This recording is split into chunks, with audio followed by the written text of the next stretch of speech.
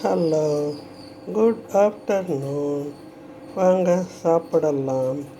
ரசம் இருக்குது, காய்கறியெல்லாம் போட்டு கூட்டு இருக்குது. சாப்பிடலாம் வாங்க. அதுக்கப்புறம் இதெல்லாம் ரசம், எந்த சமையல் செய்தாலும் ரசம் வச்சு பாருங்களேன். குழந்தைங்களும் சரி, பெரியவங்களும் சரி, அந்த கடைசியாக ரசத்தை ஊற்றி குடிப்பாங்க பாருங்கள். அந்த ஒரு டேஸ்ட்டுக்கு நல்லா ரசத்தை தளன்னு வச்சுருங்களேன். அது எந்த நேரமாக இருந்தாலும் உதவும். எங்கள் வீட்டில் எப்படின்னா இட்லிக்கு கூட நாங்கள் சாப்பிடுவோம். அது எனக்கு பழக்கமாக போயிடுது. அது ஒருத்தவங்க பார்த்தேன், அதுலேருந்து எனக்கு ஒரு இது ஆசையாக போயிடுச்சு. அதுவும் செய்துக்கிட்டு இருக்கிறேன் நான்.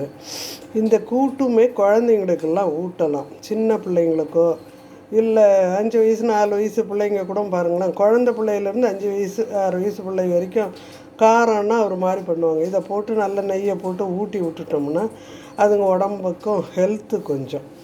சாப்பிடுதோ சாப்பிடலையோ வெளியே இட்டுட்டு போயிட்டு அந்த வேடிக்கை காட்டு அந்த ஊட்டி விடுற ஊட்டம்தான் அதுங்களுக்கு கடைசி வரைக்கும். தெருவாக கொண்டு போய் ஊட்டினோம் நாங்கள்லாம். அப்போ ஒன்றும் அந்த மாதிரி இல்லைனாலும் இந்த மாதிரி இதெல்லாம் பிசைஞ்சு அதுங்களுக்கு நெய்யை போட்டு ஊட்டி விட்டால் அந்த உடம்பு தெம்பு வரும் குழந்தைங்களுக்கு.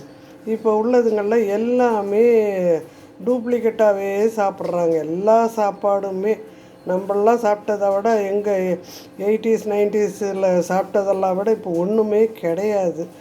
அதனால் இந்த மாதிரி ஏதாவது பருப்பு சம்மந்தமானது, மிளகு சீரகம், இந்த ரசம் இதெல்லாம் உடம்புக்கு அவ்வளவு நல்லது. அதை சாப்பிட்டதுங்கன்னா அதுங்களுக்கு செரிக்கவும் செய்யும், உடம்பு ஹெல்த்தியாக இருக்கும். சரிங்களா? சாப்பிட்டுட்டு எப்படி இருக்குது சொல்லுங்கள். God bless you.